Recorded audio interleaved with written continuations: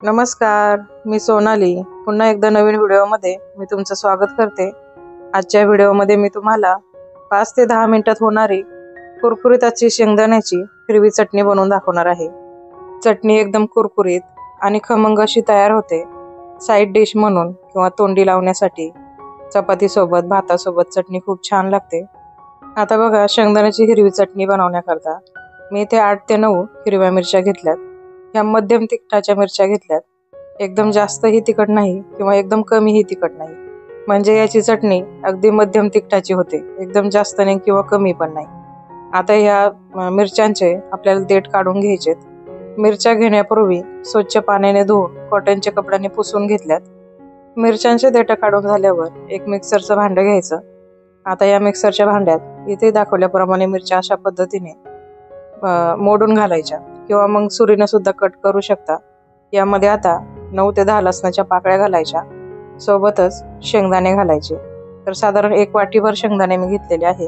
हे मी कच्चे शेंगदाणे घेतलेत, भाजलेले नाहीत। आता यामध्ये अर्धा चमचा जिरे घालायचे आणि चवीनुसार मीठ घालायचं। आता ही चटणी आपल्याला मिक्सरच्या चालू बंद मोडवरती एकदम जाडी भरडी अशी वाटून घ्यायची। लक्षात असू द्या, मिक्सरचं बटन हे चालू बंद करायचं, त्यामुळे ही थोडीशी अशी जाडी भरडी वाटली जाते। एकसारखं जर मिक्सरचं बटन चालू ठेवलं तर याचा मसाला होतो। आता गॅसवरती एक पॅन ठेवलाय, त्यामध्ये अर्धी पळी तेल घालायचं।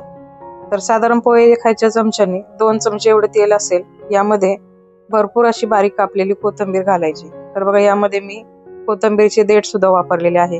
हे देठ हमखास आपण फेकून देतो, परंतु या चटणीमध्ये हे देठ खूप छान लागतात, त्यामुळे अजिबात फेकून द्यायचे नाही। सुरुवातीलाच तेलामध्ये अशी कोथिंबीर चांगली परतून घेतल्यामुळे या चटणीमध्ये ही कोथिंबीर खूप छान लागते आणि जो कोथिंबीरीतला ओलसरपणा असतो तो देखील कमी होतो। यामध्ये आता लगेचच ही वाटून घेतलेली चटणी घालायची। यामध्ये बघा, आपण कच्चे शेंगदाणे घातले, त्यामुळे ही चटणी थोडीशी जास्त ओलसर दिसते, परंतु जशी जशी ही चटणी परतत जाऊ तशी एकदम मोकळी सुटसुटीत होते आणि एकदम अशी कुरकुरीत होते आणि चवदार होते। परतवायला जास्त वेळ लागत नाही। मध्यम गॅसच्या फ्लेमवरती एकसारखी हलवत साधारण 7 ते 8 मिनिट लागतात।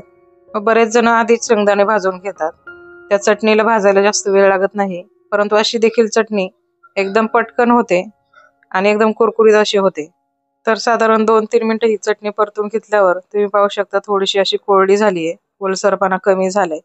त्यानंतर पुन्हा एकदा 2 ते 3 मिनिट परतून घेतली, तुम्ही पाहू शकता अजून थोडीशी ही चटणी कोरडी झालीये, यातील ओलसरपणा बऱ्यापैकी कमी झालाय। तर बघा, सुरुवातीपासून ते आतापर्यंत साधारण 8 ते 9 मिनिट ही चटणी मी खमंग अशी परतून घेतलीये। चटणी एकदम मोकळी सुटसुटीत झालीये आणि एकदम अशी कुरकुरीत तयार झालीये। तुम्हाला जर पटकन असं तोंडी लावण्याकरता किंवा मग काही भाजी नसेल आणि पटकन असं काही बनवायचं असेल तर अशी चटणी बनवून तुम्ही भाकरीसोबत, भातासोबत किंवा चपातीसोबत खाऊ शकता। मी नेहमीच वेगवेगळ्या चटण्यांचे व्हिडिओ या चॅनलवरती अपलोड करीत असते। जर तुम्हाला चटण्या खायला आवडत असतील आणि चॅनलवरती जर तुम्ही नवीन असाल तर या चॅनलला नक्कीच सबस्क्राईब करा। परत भेटूयात अशाच एका नवीन रेसिपी सोबत। तोपर्यंत धन्यवाद।